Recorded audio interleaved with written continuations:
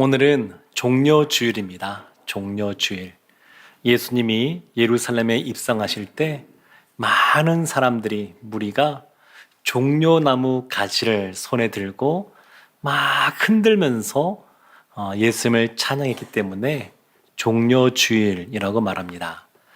근데 예수님께서 십자가를 지시고 그 다음날 무덤에 계실 때까지 7일의 시간이 있는데, 그 첫 시간이 오늘입니다. 오늘 종려주일.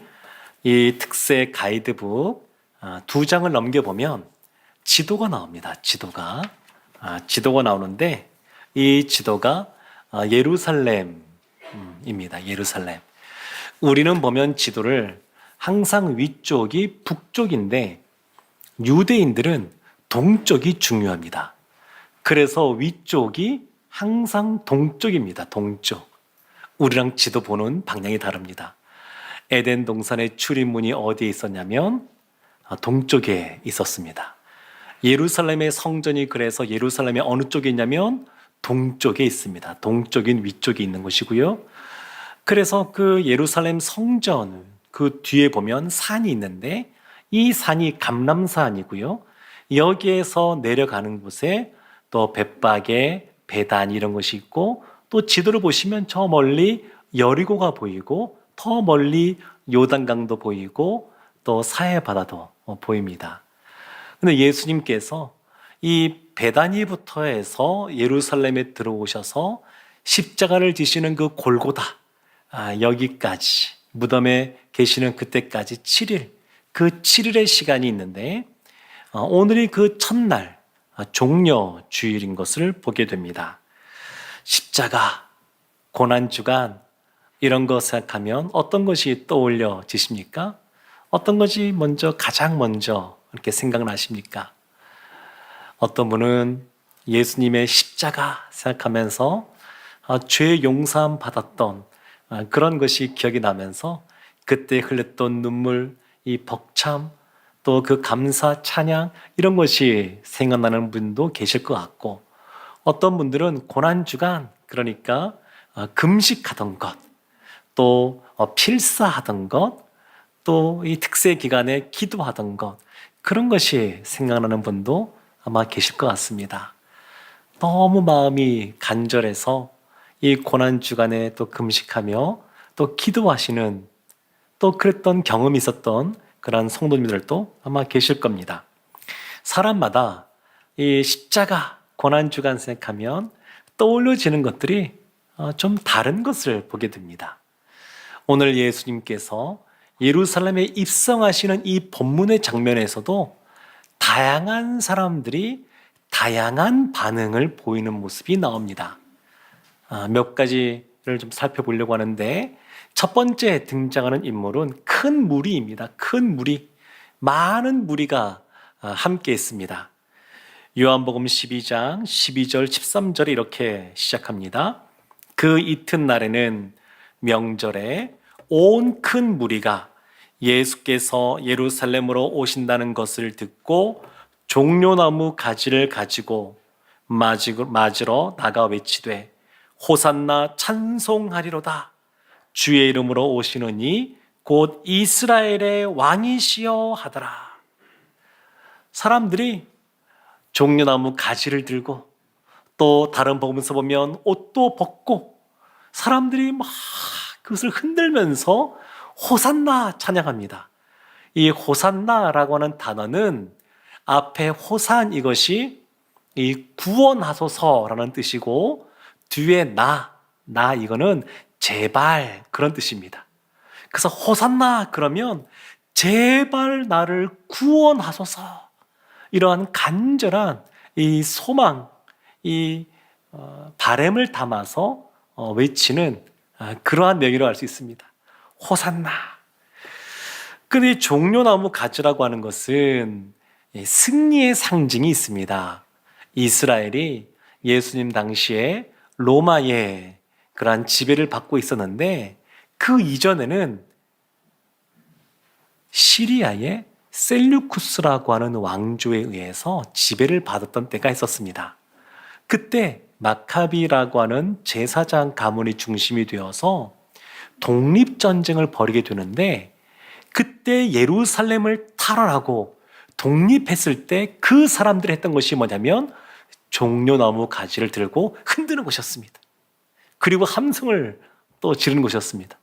그래서 이 사람들이 지금 종려나무 가지를 들고 흔들다, 이것은 그들 마음속에 이제 예수님이 오시면 우리도 로마로부터 벗어나서 독립할 수 있겠구나, 그런 기대를 그들이 갖고 있었습니다. 종려나무 가지를 흔든다, 그리고 예수님을 향하여 이스라엘의 왕이여, 이렇게 외쳤던 것은 이제 예수님이 오시면 우리가 정치적으로 독립하고, 그리고 역사의 변방 가운데 있는 것이 아니라 세계의 중심 가운데 우리 민족이, 우리나라가 자리를 잡고 있을 것이다, 이런 기대감들을 그들이 갖고 이와 같이 이 종려나무 가지를 흔들면서 외치는 겁니다. 근데 이들이 찬양하는 이유가 뭔가? 누가복음 19장 37절에 그 이유를 이렇게 설명합니다. 이미 감람산 내리막길에 가까이 오심에 제자의 온 무리가 자기들이 본 바 모든 능한 일로 인하여 기뻐하며 큰 소리로 하나님을 찬양하여. 본 것 때문에 그렇습니다. 본 것 때문에. 무엇을 보았느냐? 예수님이 어떠한 병자든 예수님께 나오면 다 고쳐주시는 것을 보았습니다. 앞을 못 보던 사람도 보게 되고, 손 마른 사람도 고침받게 되고, 중풍병자도 벌떡 일어서게 되고, 이런 것들을 본 겁니다. 그들이 무엇을 보았느냐? 오병이어 기적. 작은 떡 5개와 작은 물고기 2마리로 남자만 5,000명이 먹고도 12광주리가 남는, 일하지 않아도 살 수 있겠네, 이런 생각을 할 만큼 놀라운 그러한 광경을 보았습니다.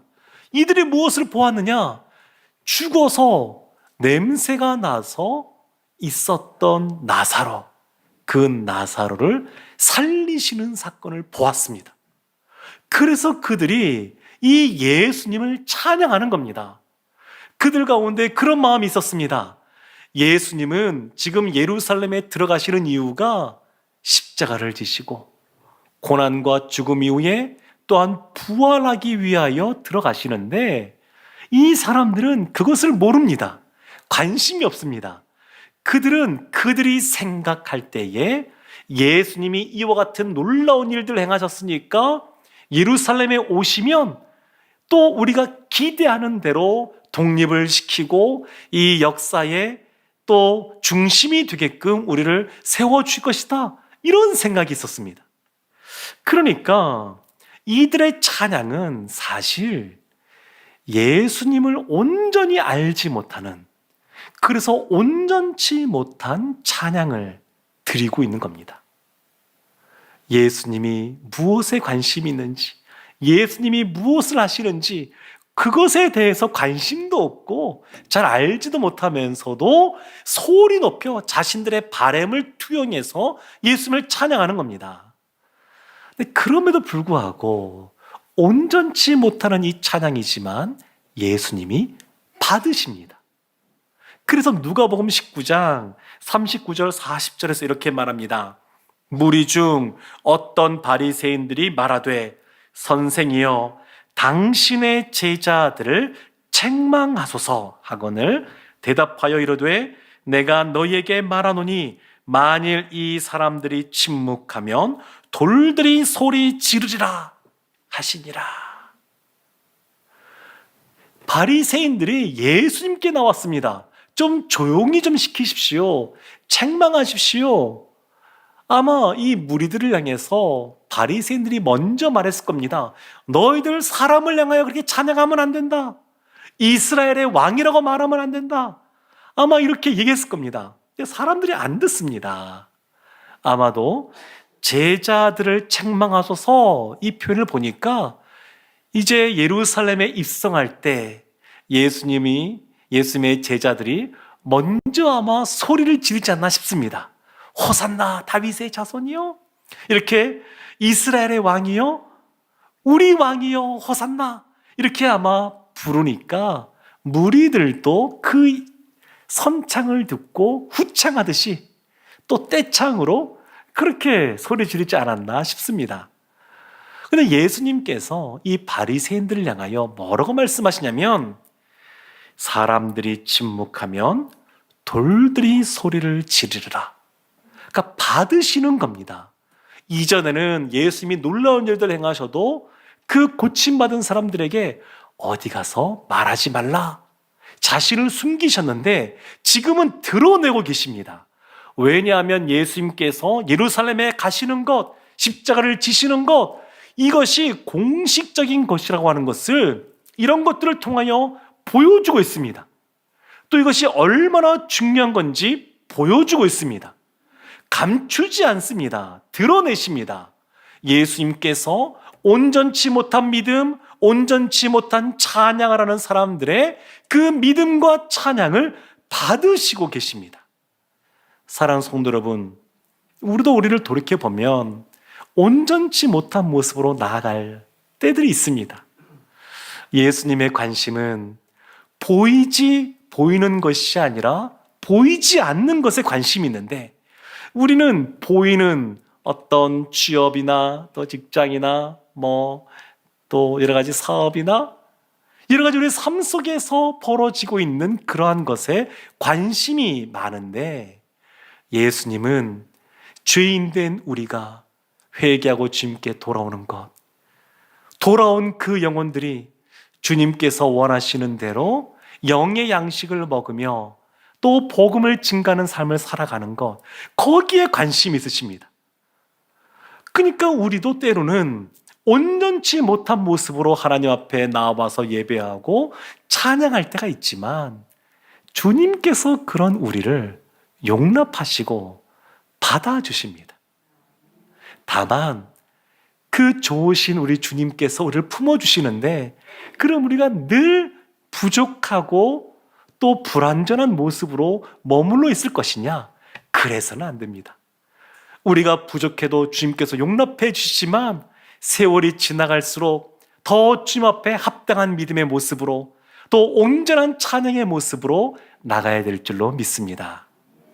이 큰 무리가 예수님을 찬양했는데, 예수님은 어떻게 예루살렘에 입성하고 계시냐면 어린 나귀를 타고 입성하고 계십니다. 14절 말씀 이렇게 나옵니다. 예수는 한 어린 나귀를 보고 타시니, 15절 말씀 이어지는 말씀 보면, 이는 기록된 바 시온 딸아 두려워하지 말라, 보라 너의 왕이 나귀 새끼를 타고 오신다 함과 같더라. 예수님이 어린 나귀 새끼를 타고 입성하고 계십니다. 근데 원래 승리한 부대는 이 당시에 그 개선, 그 퍼레이드 이런 거 벌일 때 말이나 마차를 탔습니다. 이 어린 나귀는 좀 어울리지 않는 그림입니다. 이 어린 나귀는 크기도 작고요, 힘도 없고요. 예수님께서 감난산까지 올라가실 때 아마 못 탔을 겁니다. 무게를 감당하지 못해서 그냥 끌고 가셨겠죠. 그리고 감람산에서 예루살렘까지 내려오실 때 그때 타셨는데, 그런데 이 어린 나귀는 작다 보니까 성인이 딱 그 나귀에 앉으면 발이 땅에 닿습니다. 그러니까 어린 나귀를 타고 가는데 뭔가 좀 엉거주춤한 그런 모습입니다. 어울리지 않습니다. 왕이 이 승리의 그 개가를 부르면서 무엇인가 이 개선문을 들어갈 때 그 장면과는 어울리지 않는 모습입니다. 근데 예수님께서 굳이 어린 나귀를 타셨습니다. 왜 타셨느냐? 성경은 그 이유를 설명하는데, 구약에 예언된 것이 성취되게 하기 위하여 타셨다, 이렇게 말하고 있습니다. 스가랴서 9장 9절에 이렇게 나옵니다. 시온에 따라 크게 기뻐할지어다, 예루살렘에 따라 즐거이 부를지어다. 보라 내 왕이 내게 임하시나니 그는 공의로우시며 구원을 베푸시며 겸손하여서 나귀를 타시나니 나귀의 작은 것 곧 나귀 새끼니라. 크게 기뻐하고 크게 즐거워하라. 왜냐하면 예수님이 공의로우시고 우리를 구원하시고 구원을 베푸시고 그리고 겸손하시기 때문에 그렇다. 이렇게 말씀하십니다. 예언된 것이 성취되는데 그 성취된 내용이 뭐냐? 겸손의 왕이신 예수님. 그래서 예수님께서 말을 타고 그 덩치도 있고 높이도 있는 그 말을 타고 또 위엄을 드러내면서 사람들에게 위압감을 주면서 오셨다 그러면 왠지 작은 실수, 또 부족한 모습 이런 것 때문에 또 주 앞에 나아가고자 하는 우리들의 모습은 그런 모습으로 예수님이 계시다 그러면 아마 마음이 움츠러들고 주춤하지 않을까 싶습니다. 근데 주님께서 겸손한 모습으로 오셨기 때문에 마음에 상처가 있고 그리고 아이성 전투에서 패배했던 여호수아와 이스라엘처럼 무엇인가 실패했단다 할지라도 주님 앞에 나가기가 수월합니다. 여호수아가 하나님 앞에 그 언약궤 앞에 엎드려 있을 때에 결국 하나님이 다시 일으켜 세워주는 것처럼 예수님께 나아가는 사람, 수고하고 무거운 짐진 자들아 다 내게로 오라. 내가 너희를 쉬게 하리라. 예수님께서 이렇게 말씀하시는 것처럼 주 앞에 나아갈 수가 있습니다. 마음에 슬픔이 있고 그리고 여러 가지 몸도 피곤하고 그리고 여러 가지 절망 속에 우리의 상황이 놓여있단다 할지라도 누구라도 주 앞에 쉽게 나갈 수 있습니다. 주님이 겸손하셔서 누구라도 올 수 있게 그렇게 자신을 낮추시고 죽기까지 복종하시기 때문에 우리 중 누구라도 주 앞에 다 나아갈 수가 있습니다. 사랑하는 성도 여러분, 그래서 주님께서는 나의 등 뒤에서 나를 도우시는 주, 그 찬양처럼 우리를 도와주십니다. 우리의 힘을 더해주십니다. 우리에게 눈을 맞출 수 있도록 높이를 조절해 주시는 분이 주님이십니다. 예수님께서 어린 나귀를 타고 오시는 이 모습이 세상의 군왕들과는 차이를 보이는 모습입니다. 세상의 군왕들은 자신을 높이기를 원하고 위엄을 세우기를 원하시지만 예수님은 지극히 겸손한 모습으로 우리 가운데 오셨습니다. 베다니에서 예루살렘까지 2km 정도 떨어져 있습니다. 굳이 나귀를 탈 필요가 없습니다. 걸어와도 그렇게 오래 걸리는 그러한 거리가 아닙니다. 근데 예수님께서 왜 굳이 어린 나귀를 타셨느냐? 우리에게 보여주는 겁니다. 나는 겸손하니 누구든지 오라. 누구든지 내게 와서 주님이 주시는 그러한 안식과 쉼을 누리라. 그렇게 말씀하십니다. 제자들은 이 나귀를 타시는 모습을 이해하지 못했습니다. 언제 이해하느냐, 깨닫느냐? 예수님이 십자가에서 죽으시고 부활하신 이후에, 승천하신 이후에 그때에서야 이 제자들이 깨닫습니다. 그런데 지금 무리들도 예수님의 죽음을 알지 못하고 제자들도 알지 못했지만 예수님의 장례를 미리 준비한 사람이 있습니다. 그 사람이 누구냐면 마리아입니다. 마리아가 향유옥합을 예수님께 붓고 자신의 머리카락으로 그 발을 닦아줄 때에 가룟 유다가 뭐라고 말했냐면 공리주의의 관점에서 이것을 팔아 가난한 사람들에 나눠주면 얼마나 많은 사람들을 도울 수 있겠습니까? 그렇게 말을 합니다.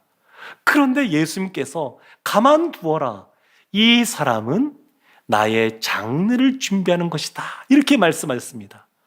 마리아가 어떻게 예수님의 장례를 준비할 수 있었겠습니까? 마르다와 마리아의 그 사건을 생각해보면 연상되는 것이 있습니다.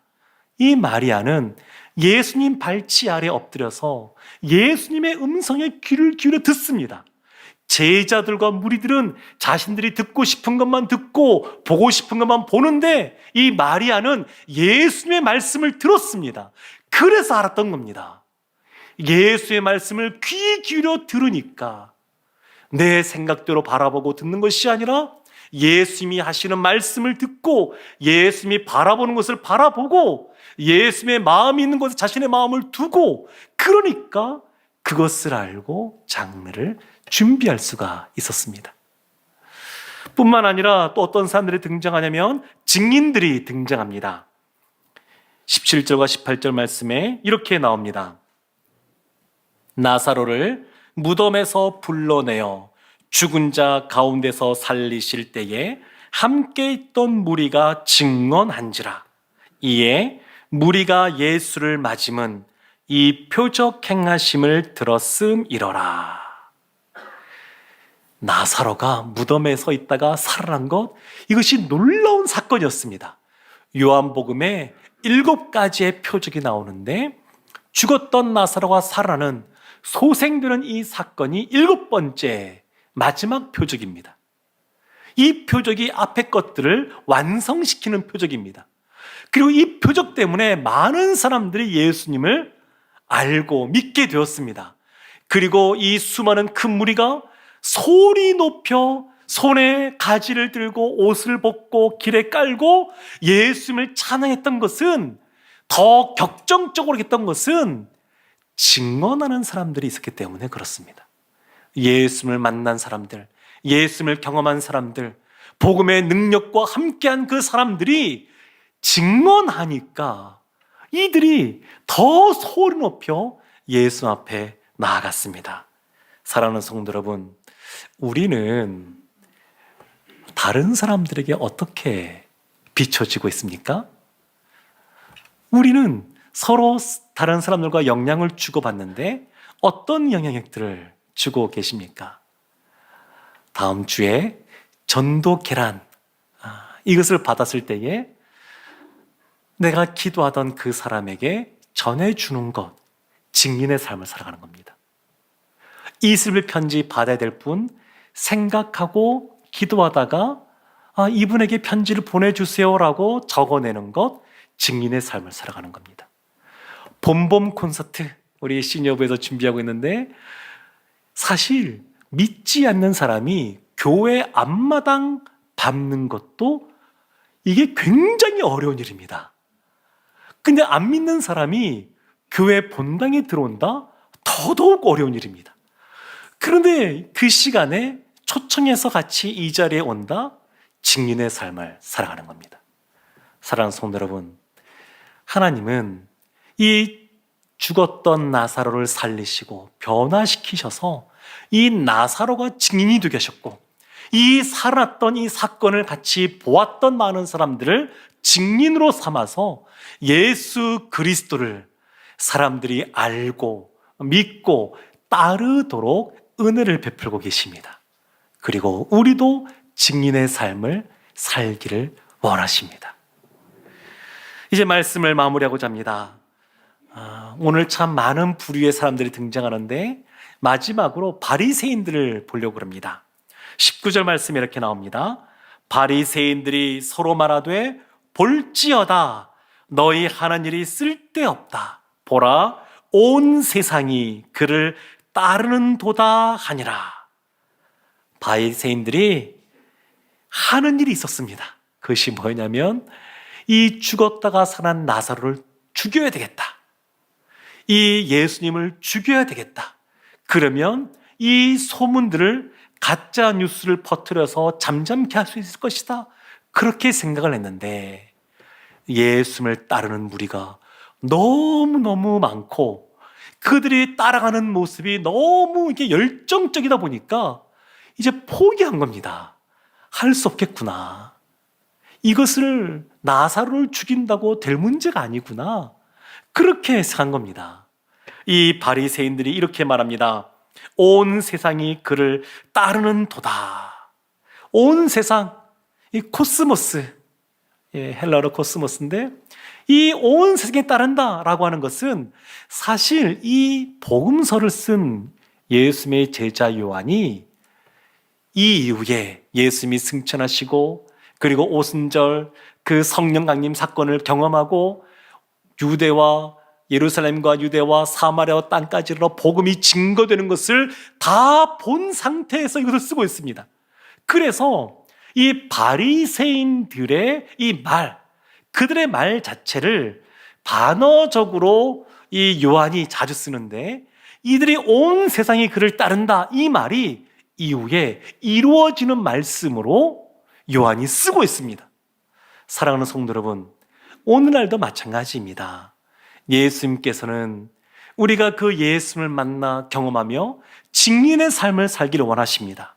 보다 온전한 믿음, 보다 온전한 찬양을 드리는 예배자가 되기를 원하십니다.